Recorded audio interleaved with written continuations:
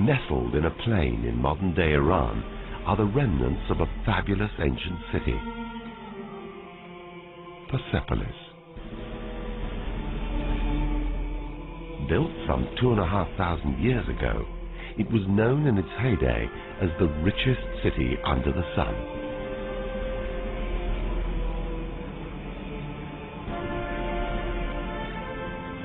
Seized and burned by Alexander the Great's conquering army, shaken by uncounted earthquakes, damaged by 25 centuries of rain and fluctuating temperatures, Persepolis, the greatest of the royal residences of Persia, is now an ancient ruin.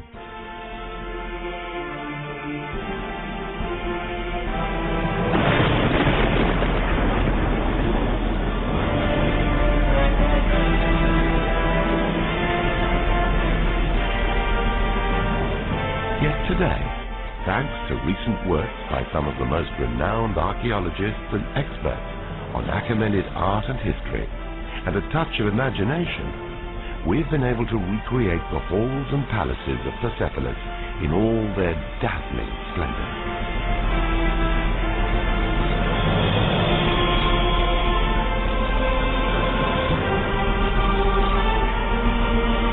Perhaps we can now see why Persepolis was once known as the richest city under the sun.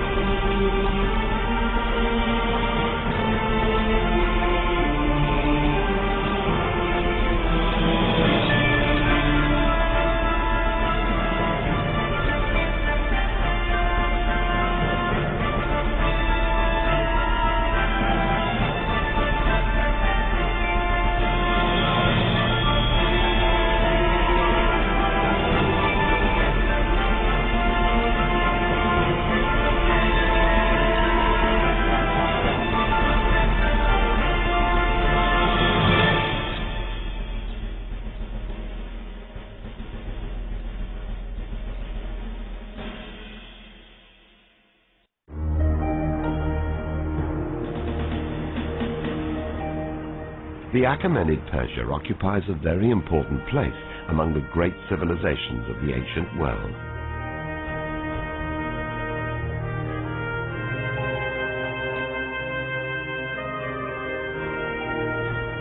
Two centuries before Alexander was born, the Persians formed the largest empire the world had ever seen.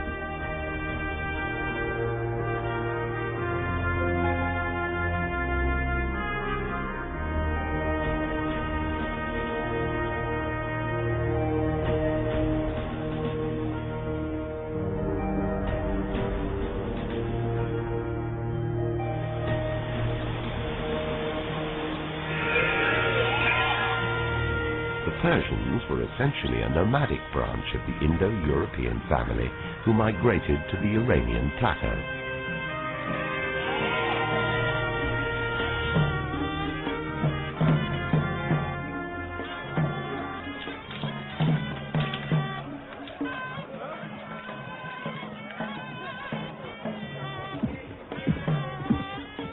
In 550 BC, Shiraz, a Persian chieftain and one of those rare leaders towards whom one cannot help but gravitate, laid the foundation of a very unique empire which was built on a model of tolerance and respect for other cultures and religions.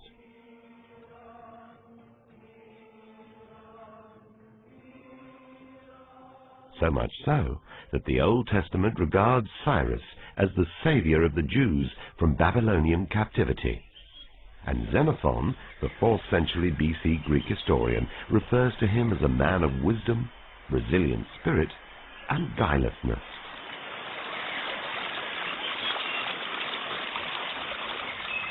Shiraz was also famous throughout the ancient world for his love of gardens.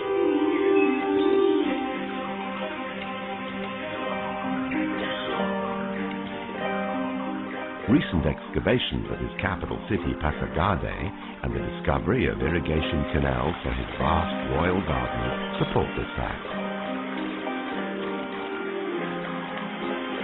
Shiraz's gardens were called Paradisa, where life thrives and water was the essence of life.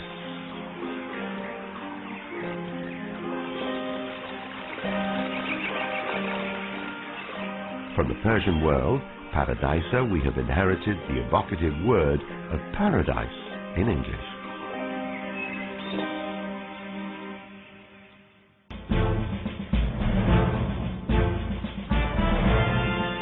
After Cyrus, Darius the Great elevated the Persian Empire to its zenith. The empire now extended from the borders of India in the east to Greece on the Mediterranean, down to Egypt and Ethiopia in Africa, and up to what is now Russia and Eastern Europe.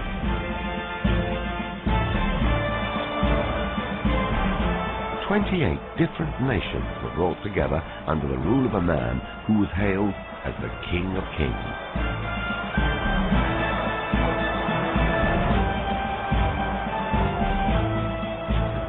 To administer this vast empire, the Achaemenid kings established not one but 4 capital cities in various strategic locations: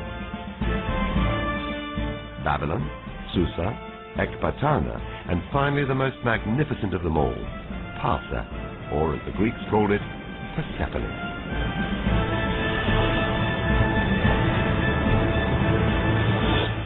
The original name of this site, the Acropolis as well as the city, was Persia, mentioned in the inscriptions of the Achaemenid period.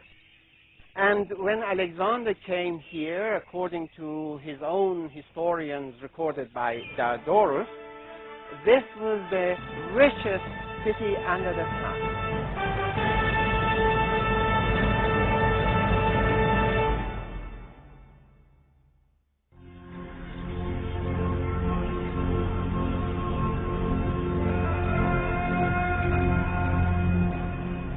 Persepolis was founded around 518 BC. At first, a huge platform covering more than 125,000 square meters was created from giant blocks of stone. Then the majestic structures were gradually built and expanded in the span of more than 50 years during the reigns of Darius and his successors, Xerxes and Artaxerxes I.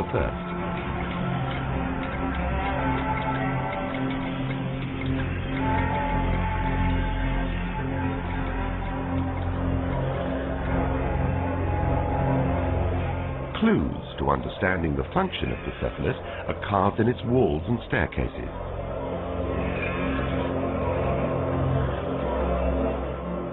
They show the different peoples of the empire who came to Persepolis with their finest gifts to present to the great king.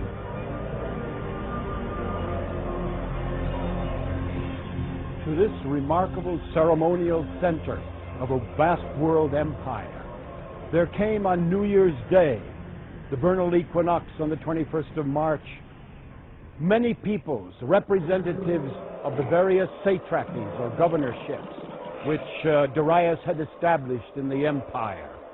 They brought different gifts, lapis lazuli, bowls, and ewers.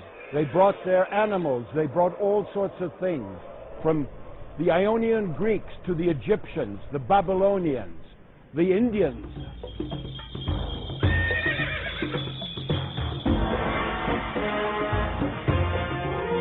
Here, an African representative carries an elephant tusk while leading an okapi, exotic presents from the farthest regions of the empire. Fortunately, a number of objects that are quite similar to those depicted in Persepolis reliefs have been found in various countries, which were once part of the Persian Empire.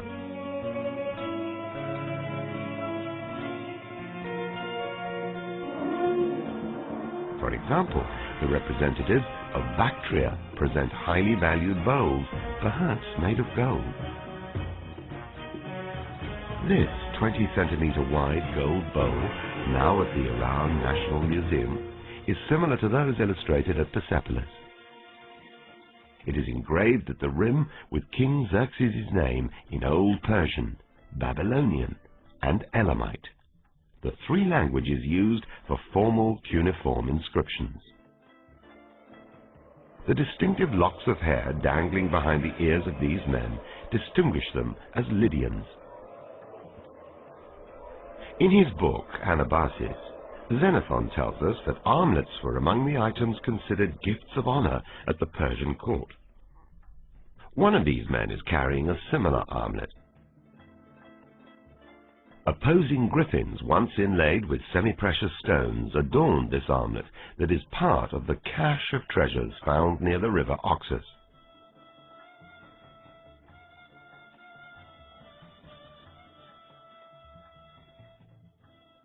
The Oxus treasure, as it is known today, is on display at the British Museum.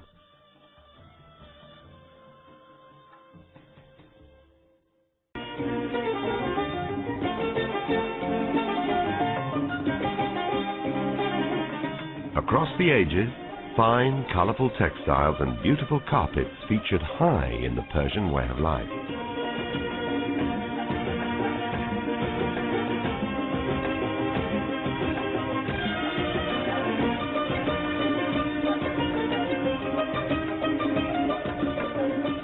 This long traditional love for varying colors and attractive designs could be seen almost on every artifact.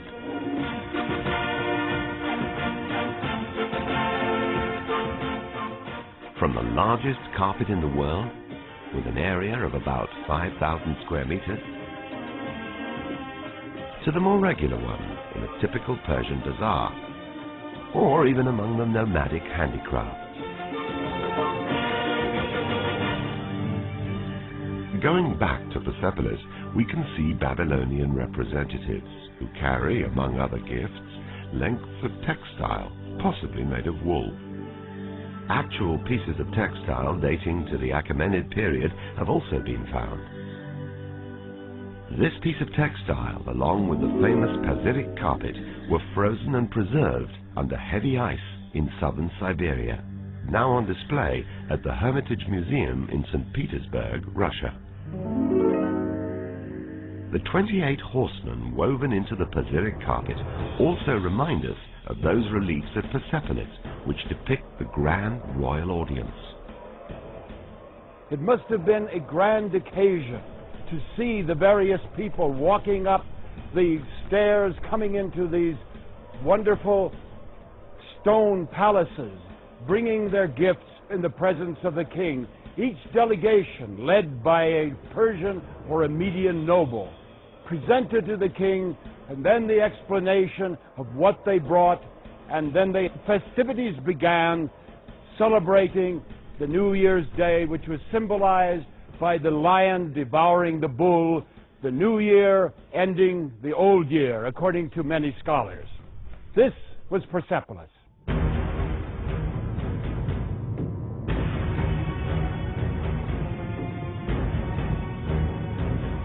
Thus, Persepolis was not a military or political capital. It was first and foremost a majestic ceremonial complex where representatives of 28 nations and satrapies of the Persian Empire gathered and celebrated the highest feasts in the presence of the king. The formal presentation of gifts confirmed the loyalty of the subject nations and the power of the king. The procession towards the king followed a specific route through the complex, intended to maximize the impact of the architecture.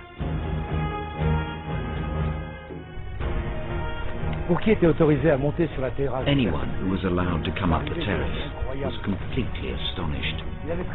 He has crossed a rich plain and is now facing a huge terrace more than 14 meters high, which is covered with many beautiful and magnificent palaces. He was facing something he had never seen before. Each visitor would then proceed towards this astonishing monument.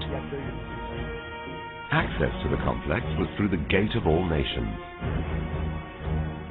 Two gigantic bulls reminded the guests that they were entering the heart of the Persian Empire.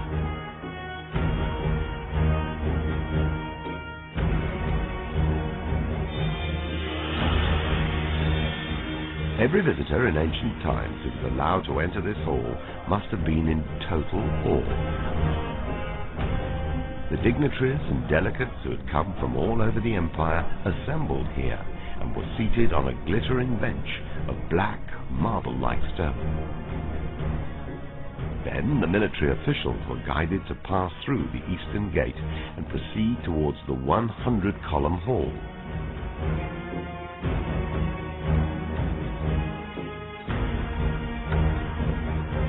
While the gift-bearing dignitaries were ushered towards the great audience hall.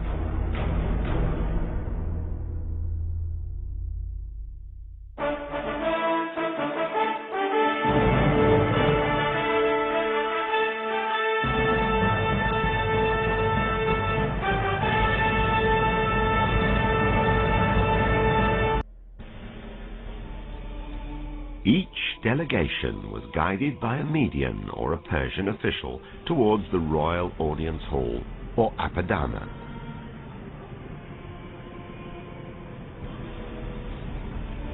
Crossing this vast imperial platform, the dignitaries who came from the four corners of the empire approached the largest and most splendid palace of the royal complex.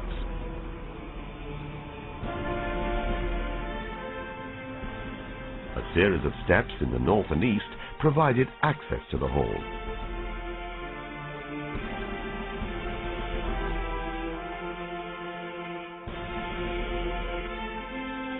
En arrivant de la porte de toutes les nations, les visiteurs étrangers et les représentants des provinces. Coming up to Apadana, the visitor is quite impressed by the size of the columns,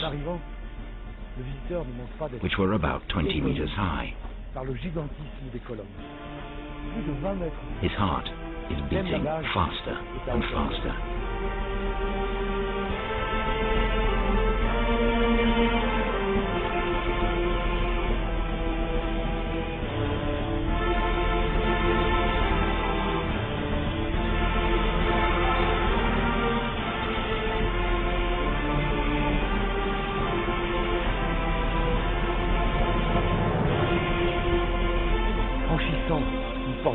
Then, passing through the giant doors that were 18 meters high, he would enter the huge audience hall.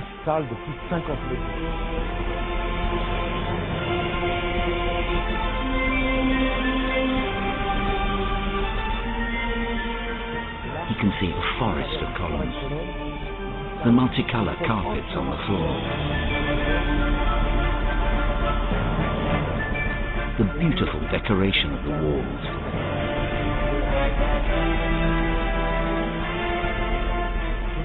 a huge ornamented roof,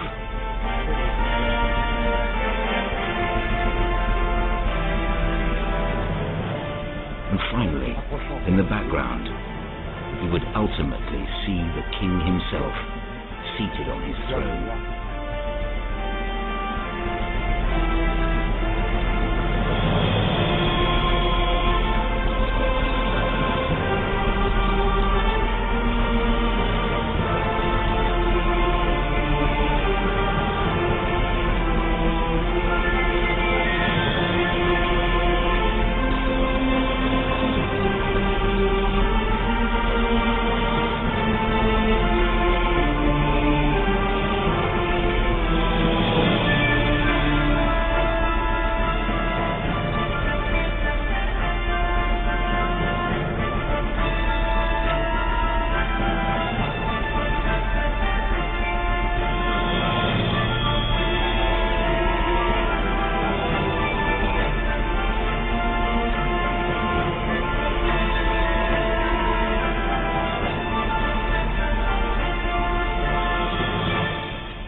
Splendid atmosphere and beautiful ornamentations of this hall must have astonished everyone.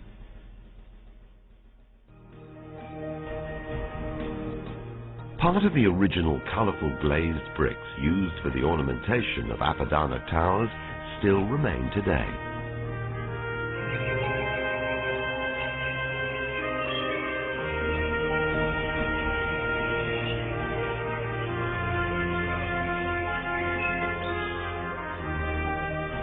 More astonishing were the 12 capitals of the eastern portico, which were quite unique in the whole complex.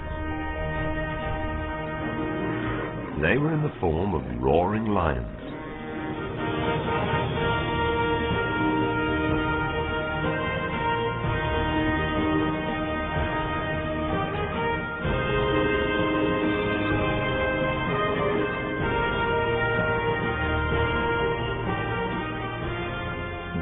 proceeding at Persepolis was how the Persian kings reinforced the loyalty of their subjects.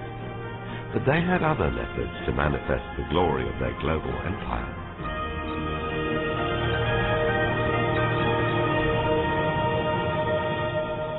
The Persians showed their magnificence and the vastness of their empire in many ways. Their glory, their power were manifest in every part of the empire, which had many nations under its banner. There were 30 nations under Darius's rule, and Darius and his successors made every effort to make these people prosperous. As an administrator and a builder, Darius was brilliant. And I gave order to dig this canal from a river by name Nile, which flows in Egypt to the sea which goes from Persia. In Egypt, he had a canal dug between the Nile and the Red Sea, anticipating the modern Suez Canal. More important was the construction of the Royal Road, stretching about 2,600 kilometers. This road connected Susa and Persepolis at the heart of the empire to Sardis and the Mediterranean shore. This great highway and other network of roads had relay stations at regular intervals, which not only facilitated secure trade and commerce, but also expedited communications through an efficient mail system by the fast-riding letter carriers. These messengers would change their horses at each station and could therefore reach their destination at the shortest possible time. This was in fact a prelude to the Pony Express and today's postal system. It was also under Darius's rule that for the first time a standard weighing system was devised. An old Persian cuneiform script was invented. Simultaneously, gold and silver coins were minted and used throughout the empire.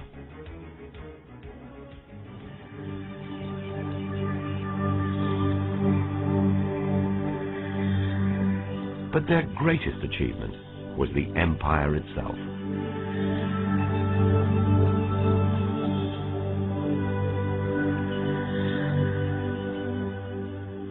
The first global empire was built on a model of tolerance and respect for other cultures and religions that few great powers have ever matched.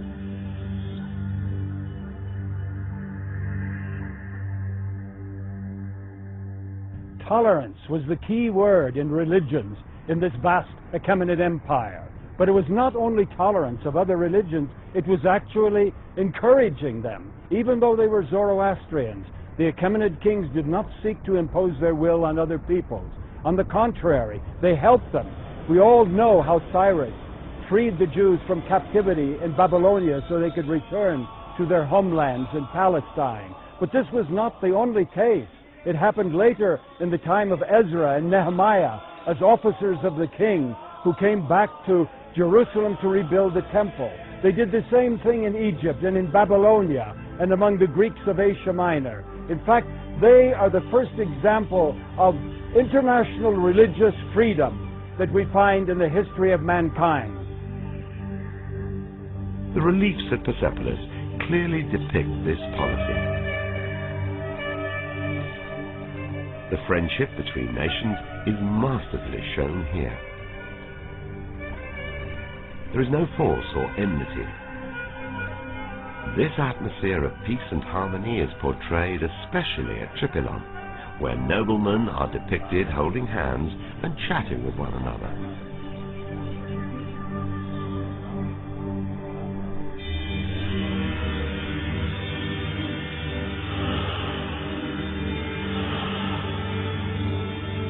The Tripylon Palace was probably used by Achaemenid kings to hold council with high-ranking Persian and Median noblemen and state officials. It's therefore named by some experts as the Council Hall.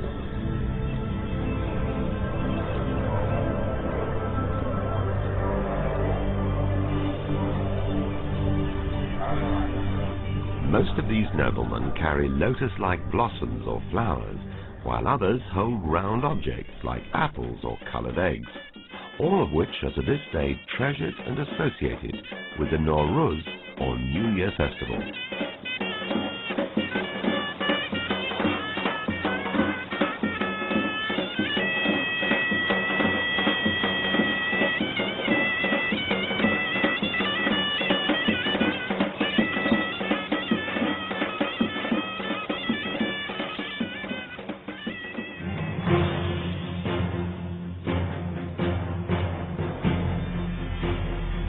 And here is the Persepolis treasury. The treasury, with its unique ornamented and imposing columns, was one of the first buildings to be constructed on the platform.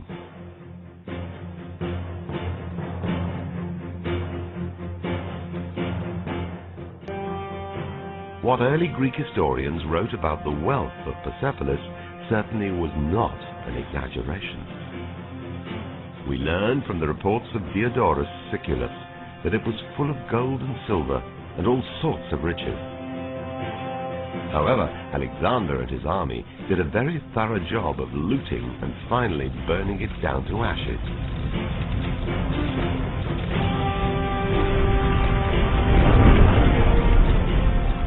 Therefore, only a small number of objects which were overlooked by the Macedonians have been recovered. Uncovered in the debris of the treasury were hundreds of clay tablets with cuneiform inscriptions in Elamite.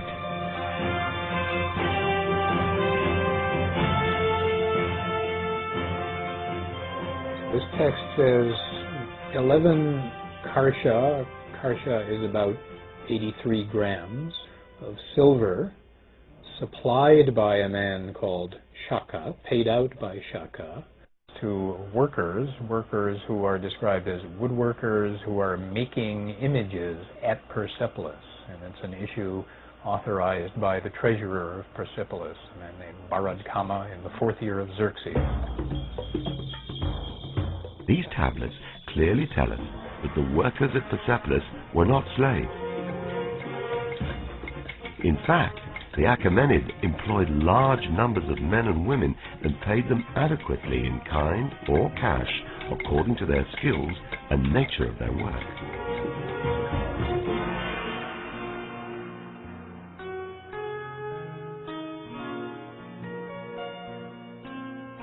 We also know from these tablets that there were women supervisors as well. In many instances, we have women who are called chief, Irshara, as the words in these tablets says. Sometimes they get double than men. If men usually get 3 units of grain per month, they get 5. And that all the working women received special benefits for their maternity. There are a whole series of texts that are special rations paid out to new mothers, to postpartum women. Payments that are meant to cover, to supplement rations for a whole year.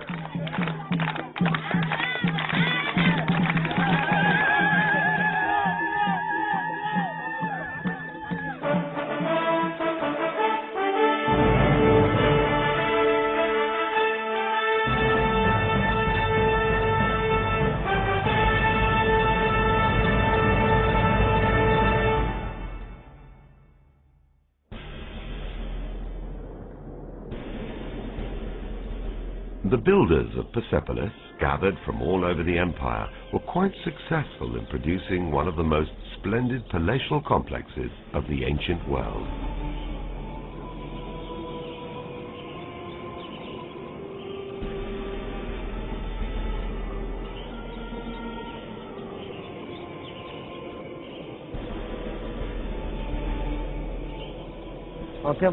In terms of beauty, it's difficult to find the right word. It's a kind of architectural symphony. Everything is built to fit with one another. For example, several buildings of various sizes are set on terraces with different levels to make altogether a very beautiful and harmonized picture. One of the more imposing palaces of Persepolis, whose ruins are still magnificent, is Tachara, or the private palace of Darius the Great.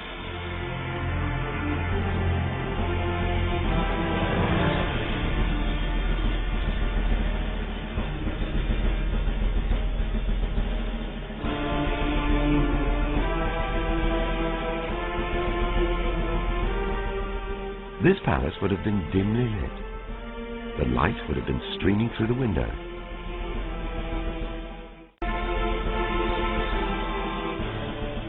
Since the stones everywhere were highly polished and thus reflected images, it is also known as the Hall of Mirrors. On the eastern and western door jambs of Tachara, there are reliefs that depict the king in full regalia leaving the palace, followed by two special attendants.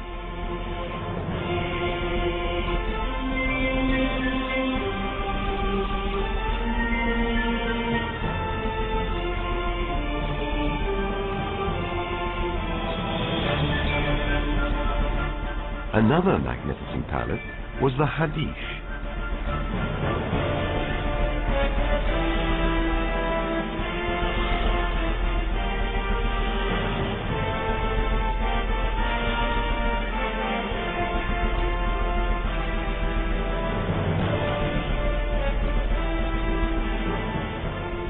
With an area of 2,250 square meters, Hadish was King Xerxes' private palace.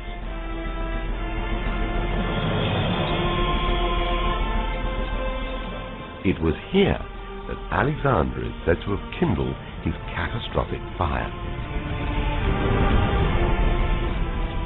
Therefore, of all the palaces in the complex, this one is completely destroyed.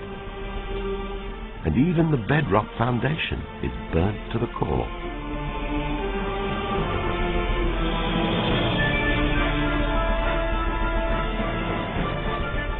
On the south side of Hadish was the Queen's Palace, where the royal ladies lived.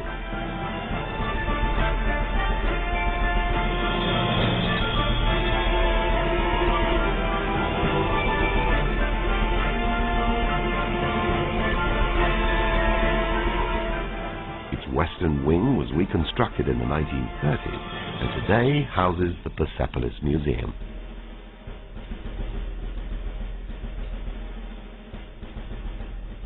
While Persian monumental and decorative arts consists of elements from various parts of the Achaemenid Empire, they are unmistakably Achaemenid in character and composition. Nowhere in the Persian Empire this harmony is better and more masterfully showcased than in the palace complex at Persepolis.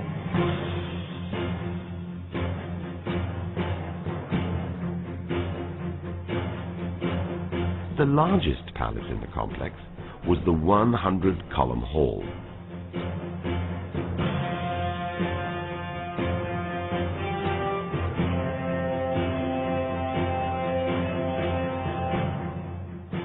We are now in the 100-column hall or throne hall, built by Xerxes and finished by his son Artaxerxes I. It was a splendid monument with 100 columns. 10 rows by 10.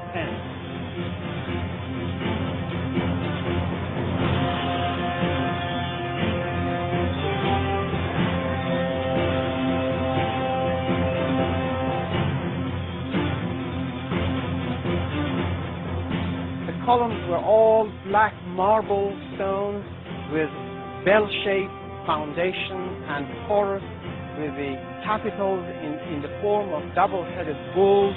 It was a splendid monument of the ancient times. This hall, also known as the Throne Hall, occupied an area of 4,600 square meters and could accommodate hundreds of dignitaries and military officials, as shown on its two northern door jambs. Here we can see 50 military officials, once shown from the left and once from the right. They add up to 100 officials who hold the throne. These are actually the military backbone of the empire and provide an exact analogy to the 100 columns of the hall. Persepolis was the ceremonial capital of the largest empire the world had ever seen. Darius the Great thus described it, "And I made it adequate, secure, and beautiful." But the beauty and splendor of Persepolis lasted only for 2 centuries.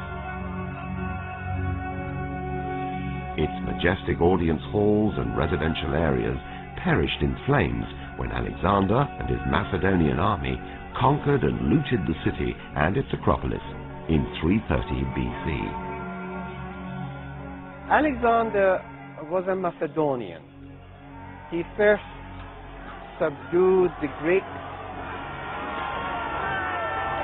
and then, pretending to be a Greek, he came here destroying the Persian Empire.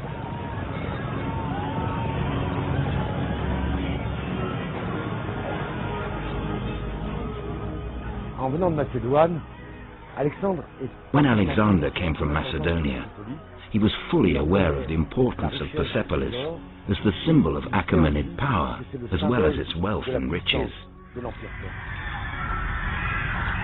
Starting from the destruction of the city of Persia, killing and slaughtering its people, plundering its houses, then he came here and set fire to the palaces of Persepolis.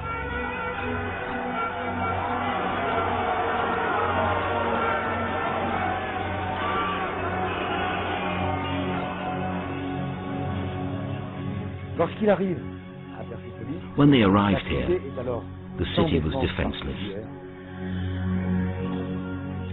Yet they burnt the city and destroyed its palaces. Thus, the richest city under the sun was no more.